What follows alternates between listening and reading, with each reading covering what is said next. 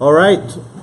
Good afternoon, everybody. We're coming to you live on Facebook and soon on YouTube and hopefully soon on the new JewishPodcast.org website and podcast that's going to be on iTunes. In this week's Parsha, we read how the Jewish people left Egypt, how God took us out, an amazing miracle. And right after the Jewish people leave Egypt, there's an incredible tale of how the Jewish people were attacked by the Amalek nation. And the Torah has a definition of how we are supposed to eradicate Amalek from the face of this earth. Now, what is this Amalek? Who is this nation that attacked the Jewish people? So let's just put things into perspective first. We have the entire Jewish people who have experienced the most incredible miracles. We're in Egypt, we're slaves for 210 years, and Moses, the leader of the Jewish people, goes over to Pharaoh and says, listen, if you're not going to let my people go, you're going to have the plague of blood. And boom, the plague of blood, 7 days.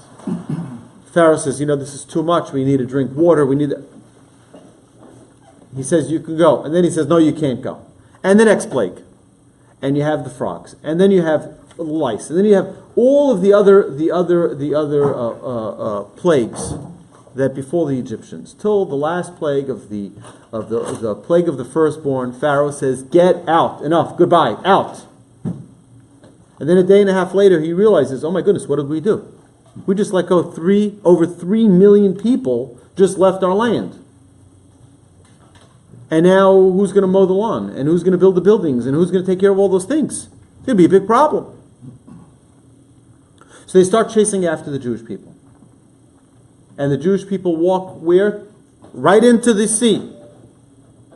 They walk right into the sea. And Nachshon ben Aminadav has the water goes all the way up to his nostrils. And then God splits the sea. And I know there are scientists who will tell us that, through winds, meteorological conditions, you can have circumstances where water could split, when you have a wind coming from a certain angle. What do you think God didn't think about that? That we're going to have those who don't want to see the face of Hashem, who don't want to recognize the emunah, the true faith that we should be living with. And they're going to say, yeah, you could do that through scientific. Scientists say that there are waters that still split today through winds, currents going a certain way. Yeah, but it doesn't make the land on the bottom where it's split dry. Mm-hmm. Right? And what does the Torah tell us? That not only the Jewish people passed, but they passed on dry land. All of these miracles are all recorded, not only in the Torah, but in a local newspaper. So they open up the New Egyptian Times, right? And they open it up and they're reading it. All these people are reading, wow, look at this, the plague of blood. And look at this, wow, unbelievable, right? And there is an individual we'll talk about next week named Jethro, Yisro, who says, this is pretty incredible. Right? I got to see who these people are. And those are the Jewish people. He says, I want to be part of it. But you also have some people who look at it and they say, okay, next page, and they continue reading. It's like just an interesting news story.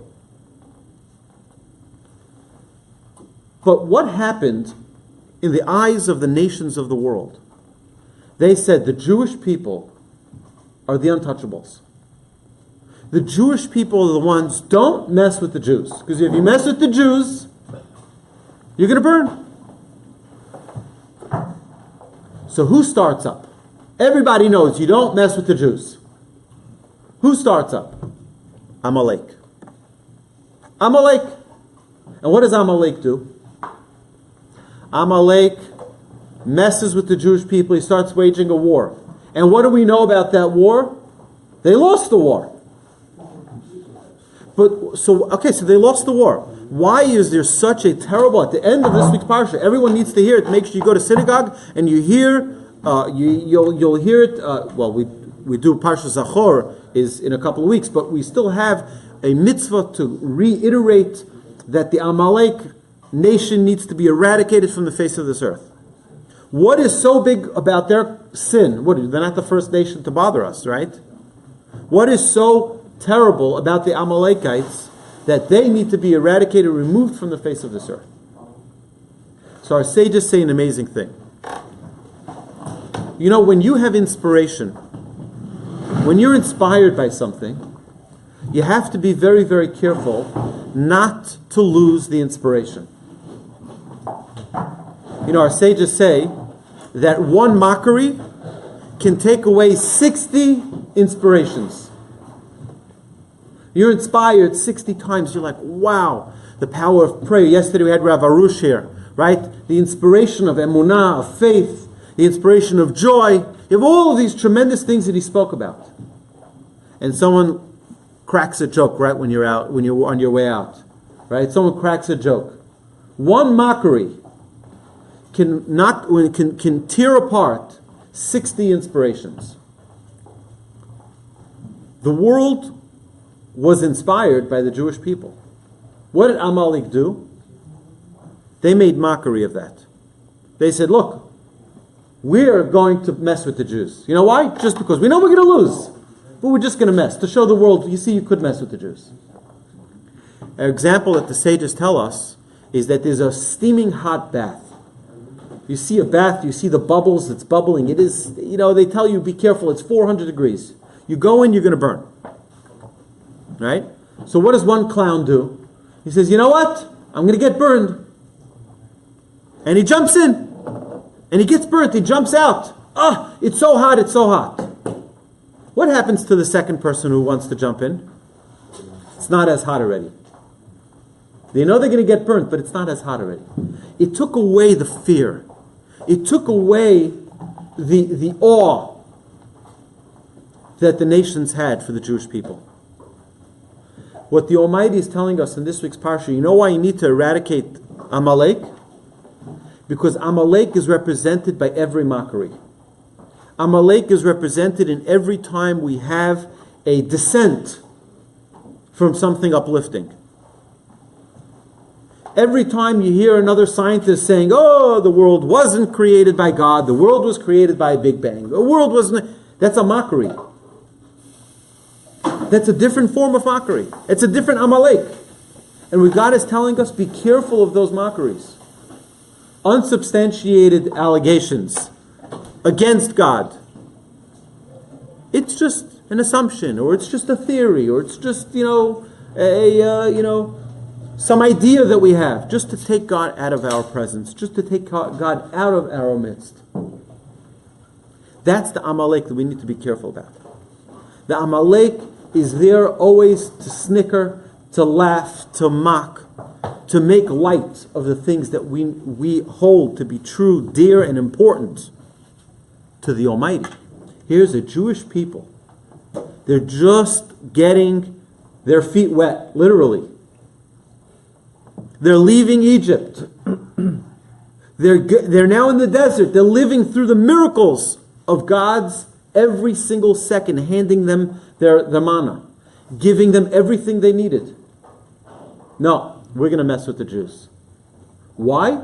So that now other nations will have no problem. Now the Egyptians, and then the Jordanians, and then the Lebanese, and then the Iraqis, and then the Iranians, and then all of the other people from all the other nations, from the Spanish to the Greek, to you name it, everyone already lost their fear because one clown, Amalek, messed with the Jews. And they all lost, and they all fell, and they all will fall. But where did they get that chutzpah to start with the Jewish people? From Amalek. It's that first jokester. It's that first mockery. People have an understanding. You don't mess with the Jews. The truth is, us as Jews, we can't be hypocritical either. We can't say, yeah, we're Jews, but on the other hand, we're going to live the way we want to live. On the other hand, we have to take responsibility and act in a Jewish fashion, live in a Jewish way. and abide by the rules of the Torah, the way God wants us to live. But that's our responsibility, to ensure that we live to the highest level of our Jewish capability as possible. And to make sure that when we do have inspiration, we don't let things, teeter away, fall off to the side with little mockery, with jokes. It's a nice thing that there's these comedy shows at night on television. They have all these things. But I think it's a good thing, at the end of your day, you want to relax a little bit, perhaps. But I think we have to be very, very careful about it. Because don't forget, who are they laughing at? They're laughing at other human beings. They're making light of other human beings. And we should just remember that the Talmud tells us that one of the 4 categories of people that don't see the face of God, one of those is those who mock other people. Those who have jokes about other people. Whether or not we like the people they're mocking or we don't like the people they're mocking, it doesn't make a difference. The fact that they're saying, in other words, this person is useless, meaning God created something that's useless. That's what they do in mockery. They make it that you're a joke. You're saying that God's creation is worthless? You're saying that God's creation doesn't mean anything? Right? So we have to just be careful about that. But that it shouldn't make us feel lightly about other things that are important. Because there is a tendency that, again, when that first person cracks the joke, you leave synagogue on Yom Kippur, at the end of Yom Kippur, you're like on such a high. And the guy blows the shofar, doesn't have such an easy time, he's fasting the whole day, you're about to break your fast, and you crack one joke to him, oh boy, he blew it. Right? Yeah, it may be funny, and people may laugh. But how much of the Yom Kippur inspiration was just torn off by that one joke? Right? It's good to have a sense of humor, but not at the account of other people, and not at the account of our own spirituality.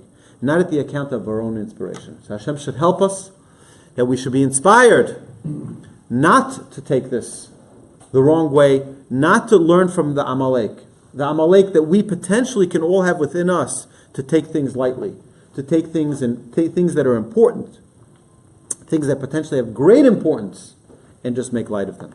Hashem should bless us all to be inspired, and to be so inspired to take the responsibility to inspire other people. Amen. Have a wonderful Shabbos, everybody.